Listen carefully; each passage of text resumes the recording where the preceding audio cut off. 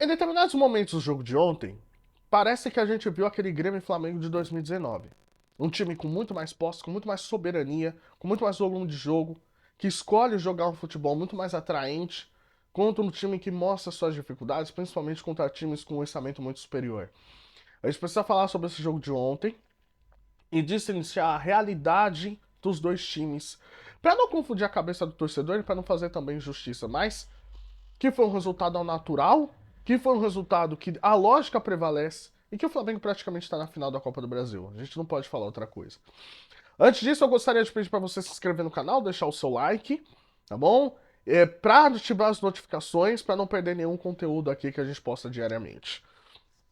O Grêmio ontem foi com uma confiança absurda contra o Flamengo, isso é óbvio, isso era muito retratado na imprensa gaúcha, por quê? Porque o Grêmio ele teve uma atuação de superação sábado contra o Atlético Mineiro. Um time que não conseguiu jogar bem, mas você tinha Walter Kahneman ali anulando o Hulk, mas com a base do empirismo. Né? A gente conseguia notar que o Grêmio ele poderia chegar numa situação melhor de enfrentamento contra o Flamengo. Principalmente pegando como base o Flamengo jogando contra o América Mineiro. Um time que não foi bem, um time que não conseguiu construir as suas jogadas ao natural e levou perigo de sair com uma derrota em pleno Maracanã. E nada disso aconteceu ontem. O que a gente viu foi um jogo iniciando ali, o Renato colocando três zagueiros no Grêmio e o Sampaoli colocando o Felipe Luiz, já que ele não tinha o Gerson, ele preferiu colocar o Vitor Hugo, né? Então, o que que aconteceu? O Flamengo ele não tinha aquele lateral que espeta muito, quase como um ponta, porque o Ayrton Lucas ele sobe muito, mas você tinha um Felipe Luiz atuando ali como construtor no meio-campo. E quando você tem o Felipe Luiz atuando como construtor ali no meio-campo, você cria a superioridade numérica, como falou o Pedrinho no pós-jogo ali no Sport TV e até a própria transmissão. Criando uma superioridade numérica, um jogador tão inteligente como esse, o Flamengo passou a ter a bola. Nos primeiros minutos você teve uma abafa do Grêmio, marcando alto, numa bobeira do Everton Ribeiro Soares, quase faz um gol de placa magistral na arena, que se entra seria o gol do ano, talvez até um gol Puskás para poder concorrer. E você teve uma bola perdida ali do Vidiaçante chutando em cima do Matheus Cunha dentro da área, que ele tinha opção de toque ali para poder colocar para o Soares. E ele resolve não fazer isso. Soares até tenta depois uma cobertura, mas não consegue. E parou por aí. A partir desse momento, o Sampaoli, você via na transmissão ele pedindo calma.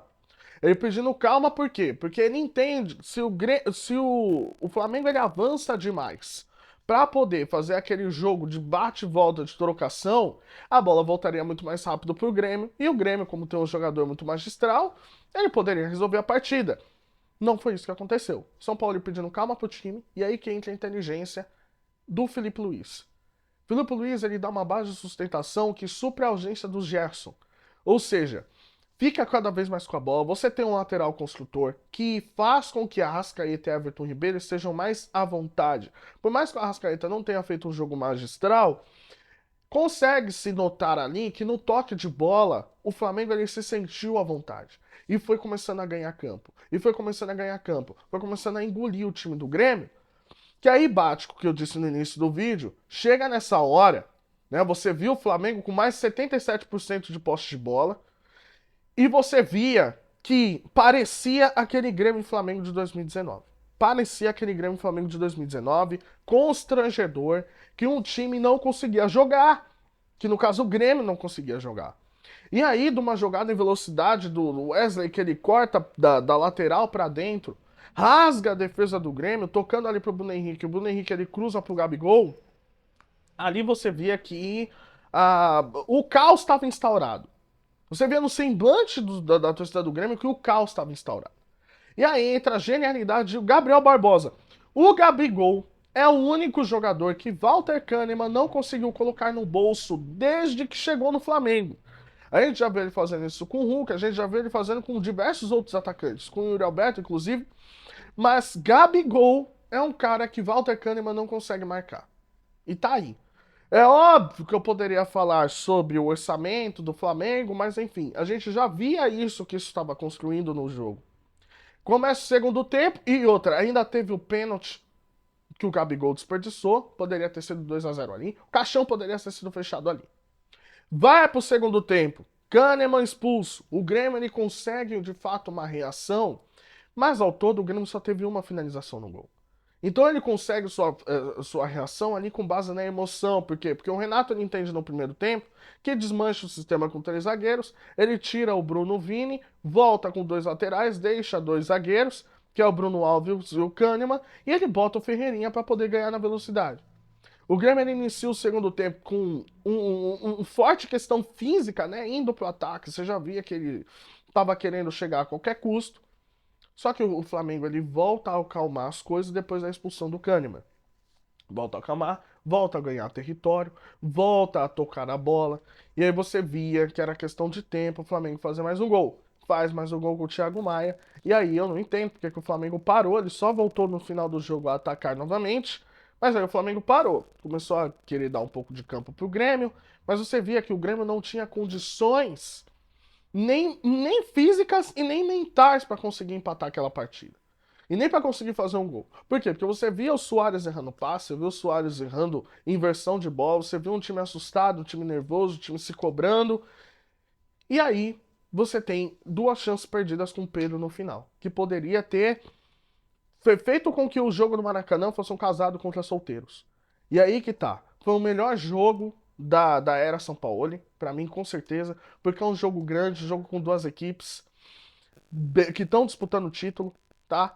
E aí que fica comprovado que o Flamengo, se ele focar de fato a jogar esse futebol que ele jogou ontem, fica muito difícil batê-los, né? Aí só o Palmeiras, no seu melhor momento, consegue bater de frente. E que fica comprovado o seguinte: por mais que o Grêmio seja um bom time, e o Grêmio é um bom time, ele é um bom time para os mortais. Apesar de ser um time conhecido como um time mortal, o Grêmio é um bom time para os mortais. Por quê? Porque quando o Grêmio enfrenta times com um orçamento muito superior, ele sucumbe. Ele sucumbiu contra o Palmeiras, tomou uma goleada. Ele sucumbiu ontem contra o Flamengo, tomou um vexame.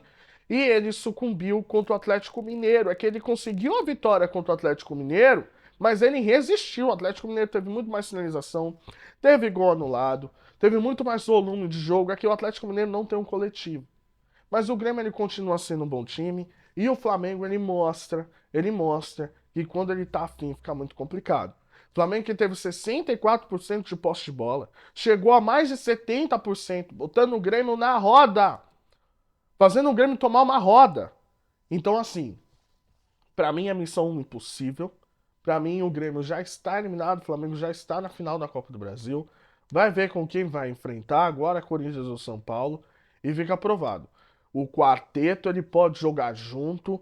O Flamengo ele tem espaço para evoluir ainda mais. Ele dá aquele gostinho pro torcedor de reviver aqueles melhores momentos do Flamengo. O Flamengo dá um baile na arena do Grêmio e 2-0. Ficou barato. Eu quero saber o que você acha. Deixa aqui nos comentários. Você acha que o Flamengo jogou tudo isso ou não? Você acha que o Grêmio poderia ter jogado mais ou não? Você acha que a superioridade foi para isso tudo ou você acha que poderia ter sido diferente? Não se esquece de se inscrever no canal, deixar seu like e tamo junto e até a próxima. Valeu!